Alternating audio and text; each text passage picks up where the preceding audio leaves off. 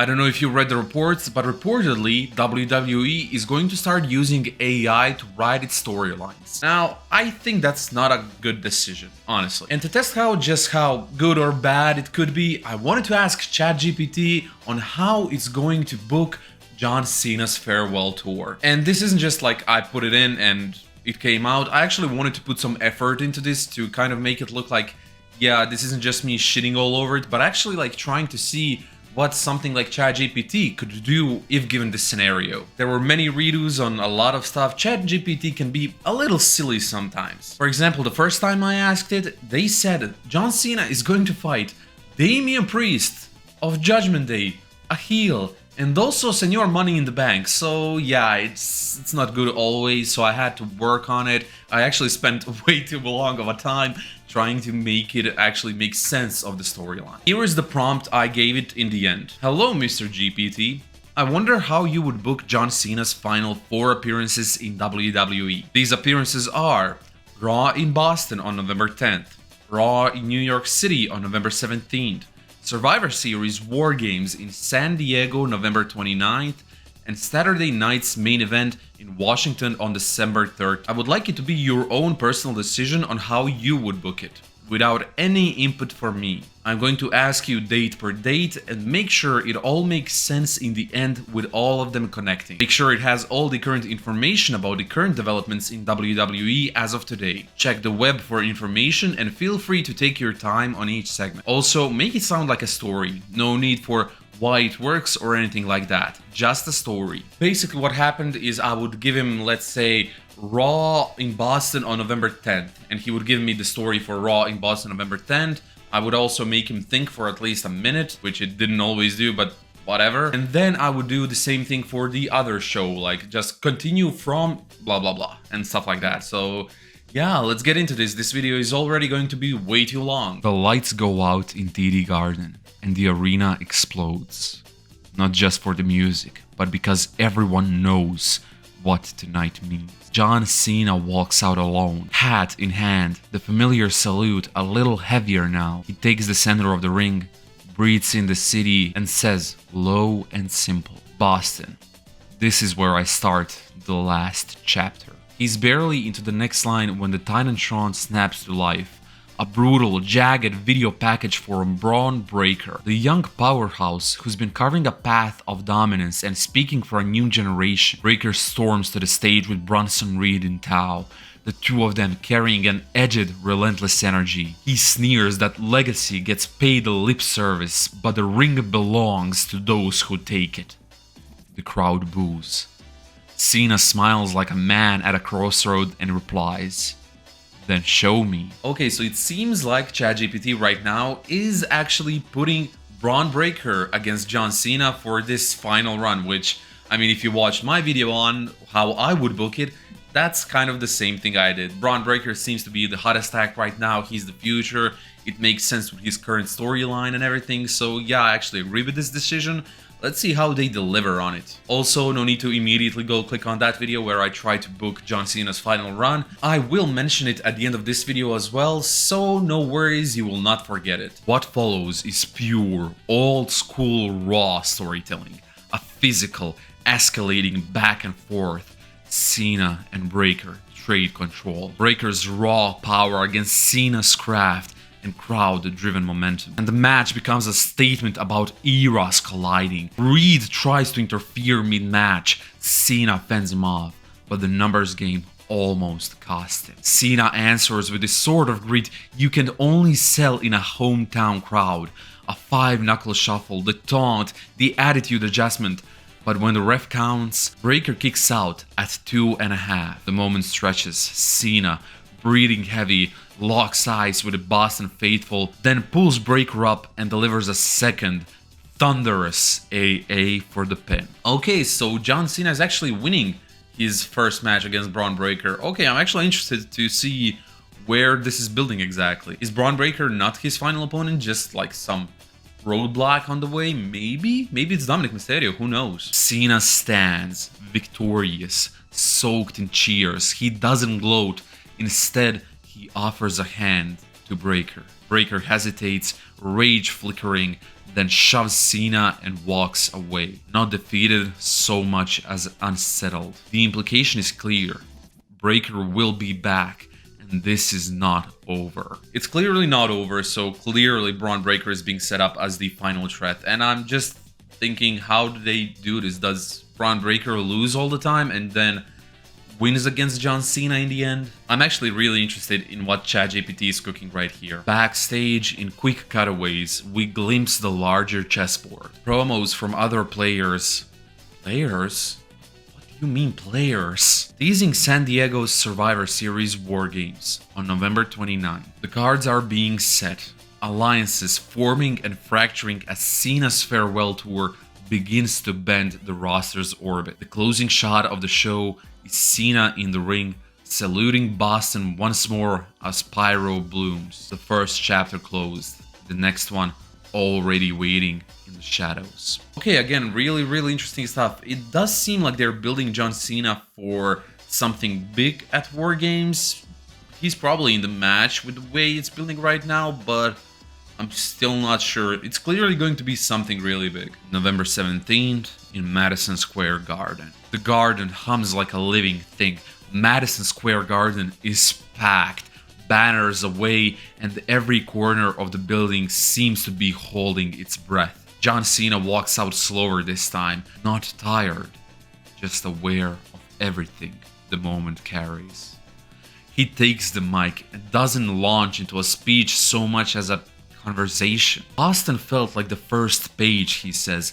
New York, he tells him, always wrote a few last lines for him. He drops the hat into the ring, salutes, and the crowd answers like a chorus. Before he can finish, the lights snap to a harsh red. The Titantron plays a jagged montage of the October betrayal. Breakker and Bronson Reed standing over a fallen visionary. Breakker cradling the World Heavyweight title like a decree. Breakker and Reed stride to the stage, Paul Heyman's voice cutting in over the speakers. Velvet and Venom. They don't come for a chat. Breakker snarls that the New Order doesn't bow to nostalgia, it breaks it. Okay, I actually love that line. Oh, I wish they would use it. The New Order does not bow to nostalgia, it breaks it. That sounds so epic. That does sound really good. Cena smiles the small, patient smile of a man who's been through worse and slides into the ring without hesitation. What follows is not a carefully plotted segment so much as a collision. Breakker goes at Cena with the kind of raw, nuclear force that makes the ring feel too small. Cena answers with the lived-in rhythm of someone who has always known how to scale the tide of a crowd. Reed tries to tip the match with brute interference, cheap shots, a shove at the referee, and the brawl treads into the crowd's sideline. Cena bails out of the ring to fight Reed off the apron. In the scramble, Breakker catches Cena with a shockingly violent slam, and the garden gasps. Cena refuses to stay down. He fights back, hits the taunt, the 5-knuckle shuffle, the attitude adjustment, and pins Breakker. The pin feels less like an ending and more like a statement thrown across the ring. Okay, so John Cena wins again. It seems like something they might be building up to. Okay, now I really believe that what's going to be the end is Breakker winning against John Cena in the final match. Like, finally putting over the new era, or the new, I guess, yeah, era. I don't know what else I was going to say. When the bell rings, the arena pours out sound like an ocean. Cena, breathing hard, offers a hand to Breakker. Breakker snatches it for a heartbeat, then snaps, pushing Cena away and shoving his posse between him and the crowd. Heyman's grin is wide as a cliff. It's an act of defiance. The new generation will not be granted courtesy. As Breakker backs up the ramp, he pauses and looks straight at Cena, as if filling the moment away. Cena steps to the ropes and points to the horizon. Petco Park, San Diego, and raises his hand, an invitation and a warning in the same movement. The implication hangs there. Whatever WarGames becomes, Cena has marked it with his name. Okay, so clearly going off of this, Cena is in the WarGames match.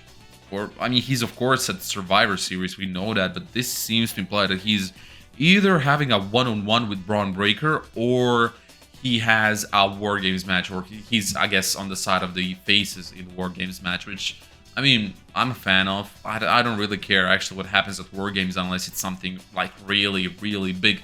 Then I'm like, oh shit, yeah, this is great. Backstage, cameras catch quick, ragged reactions. Seth Rollins on a stretcher, eyes burning with something like fury and concern. Seth Rollins like pulling our leg in this universe, or in this, I guess, storyline. Does ChatGPT think that Seth Rollins is playing us again? Which, I mean, after last time, I don't believe a word this man says anymore. WWE officials whispering into phones. The roster shifting under a new weight. Cena moves through the halls like a man carrying a promise. Not to retire untouched, but to leave a story that means something. He pauses once more at the curtain, looks out at MSG as if memorizing the sound, then walks away. The card for WarGames is still being written, but tonight the ink turns red. Cena's farewell has become the spark that could light an inferno. Okay, again, this build-up to WarGames is actually not bad. I actually wonder what they're going to do with the rest of the stuff now that we have come to the WarGames match, or maybe even just a regular match at Survivor Series. We'll see. Petco Park is a bruise of late November light, an ocean of red, white and blue banners under a low California sky. The night tastes like salt and fireworks. Survivor Series WarGames is scheduled. The card is electric, and every camera keeps finding the same ring of faces. John Cena is here, and everything else is orbiting that. The show opens like a storybook chapter written fast. John Cena versus Dominic Mysterio for the Intercontinental Championship?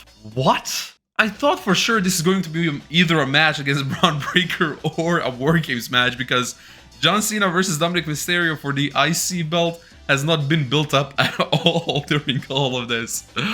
Okay, so this is like the first really big fault I can see in all of this. Not that the match is happening, I actually wouldn't mind the match, but like no build, no nothing. In fact, you're building to something else, and yet you're giving this match to Dominic Mysterio. I'm not sure, brother, I'm not sure. It's a match billed not as a nostalgia spot, but as a passing of the torch. Or the refusal to pass one. Dominic enters with a swagger and the title slung over his shoulder. Cena walks in quieter. The city's applause like a hand on his back. They tear into each other. Dominic uses speed to try. Is that a word? Triaging. Triaging? What? I gotta Google that. Okay, so it's triage. It's triage, and it means to conduct a preliminary assessment of patients or casualties in order to determine the urgency of their need for treatment and the nature of treatment required. I'm just a dumb European, maybe I don't understand this word at all. I don't understand it at all. But yeah, moving on. They tear into each other. Dominic uses speed, triaging the ring with quick pin attempts and high-risk counters. Cena answers with narrative, the little holes that tell a lifelong career's worth of stories. The crowd's reaction, always the invisible sixth move. Midway through, Braun Breaker and Bronson Reed, okay, there they are, try to crash the match, steamrolling the ramp and trying to change the evening's weather.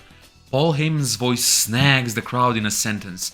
He's with them, and the arena tilts towards chaos. Cena fights back in a moment that feels like an old film edited into a new one. He hits the 5-knuckle shuffle, the taunt, and delivers a crushing attitude adjustment. He pins Dominic to win the IC championship, a clean, righteous victory that makes the whole stadium rise as one. The title is in Cena's hands, the crowd sings, and for a heartbeat, the world is simple again. Hero, belt, crowd. Okay, actually, I'm not against this at all. John Cena winning the IC championship from Dominic Mysterio at Survivor Series. I actually like this quite a lot. Again, I think it needs a little more build, maybe do something along the lines of the Raws being about Cena versus Dominic. Maybe the first Raw is, again, Cena versus The Miz, let's say it's that. Then Dominic crashes it, and Dominic helps The Miz win. And then Cena and Dominic are supposed to have a match next week, but Bronson Reed and Braun Breaker attack, so the match is off. And then they have a match at like a cage match or something like that, no DQ match in general, which John Cena would win the IC Championship from. That might seem more because Braun Breaker and Bronson Reed being the whole build to Survivor Series, and then this being the match, which again, I'm not against this match.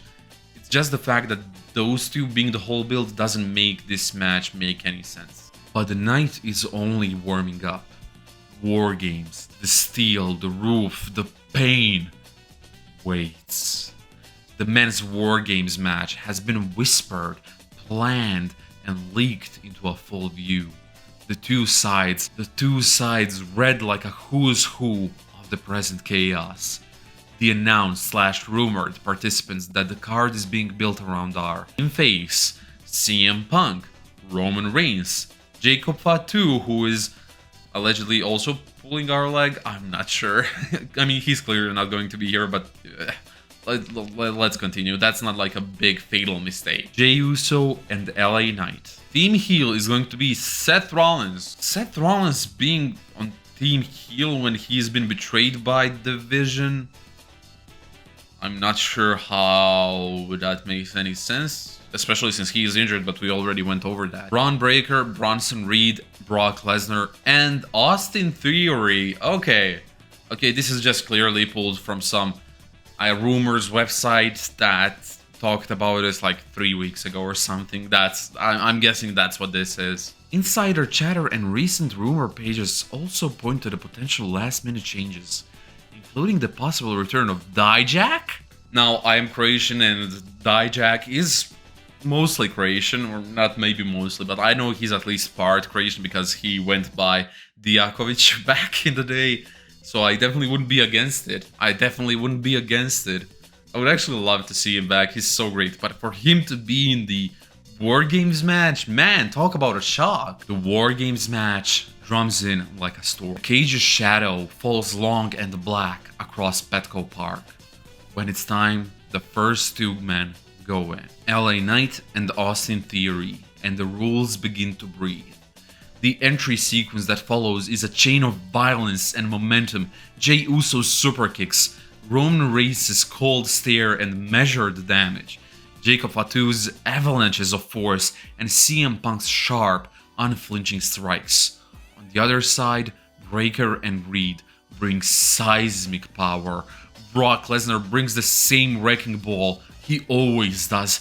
Theory is slick and poisonous, and Seth Rollins, whether he actually starts the match or is replaced at the last second by returning Dijak, is the incendiary spark that keeps the whole team unpredictable. Okay, what does this have to do with Cena? Mid-match, with both teams bloodied and with the roof of a metal halo above them, the story that's been threaded through Cena's farewell pulse taught. After collecting the Intercontinental belt, Cena appears at ringside. Oh, there he is. Okay, now that makes sense. He's not a scheduled entrant. He has not been advertised in the WarGames teams, but the Cage's momentum is tipping towards the heels. Cena climbs the steel, standing on the outside, and becomes a human counterweight. Why does the steel cage need a counterweight? He bats away Paul Heyman when Heyman tries to shriek orders from the ramp. He squares off with Brock Lesnar at the cage door, a scrap that's as much about ethos as it is about elbows. Love that sentencing. His presence is catalytic. It doesn't change the rulebook, but it changes the math. The fuck does that mean, Kobe Bryant? The final minutes are cinematic. Roman finds a seam and spear splits Breaker. Fatu plants Lesnar with a Samoan-style bomb. Punk nails a GDS-style finish. What do you mean GDS-style finish? He can just do the GDS. On Theory, as LA and Jey keep the heels from reorganizing. If Rollins is physically absent, Dijak's return is brutal and short-lived. He fights like a man with something to prove. The combined onslaught is too much. In the end, Team Face pulls together, immobilizes the remaining threats, and forces the pinfall or submission. The crowd erupts like a stadium collapsing into cheers. Faces stand in a heap of exhaustion and triumph. Cena, bloodless and grinning in the cage's doorway, raises his new Intercontinental Championship above his head as if to say, "This is why you come back." When the smoke clears, two big truths sit heavy in the arena. Braun Breaker and Bronson Reed have become the most dangerous new Axis on Raw, and John Cena has left Petco Park with a title and a story that will escort him into his final date on December 13th. Backstage, Paul Heyman's smile is a fissure. Plans are being rewritten in real time. The WarGames walls hold the echoes of a night designed to be remembered, to push the roster into a winter that looks very, very different. Again, not necessarily sure how to feel about this one. It does make some sense, but it just feels like some things are in there for no reason, or I guess to make us more excited, but would kind of just feel way too over the top and not work at all. But hey, let's see who's John Cena's final opponent. Is it actually maybe Dominic, who's coming back for the IC belt? Is it maybe AJ Styles? I don't know, let's see. The arena is a slow burning star. Capital One Arena packed, lights dimmed, a hush that feels sacred. The video package opening the show is all small moments. Kids in Cena shirts, WrestleMania nights. Oh yeah, love me some small moment like WrestleMania nights. The little rituals that made a career more than a set of matches. When his music hits, it's as if the building exhales.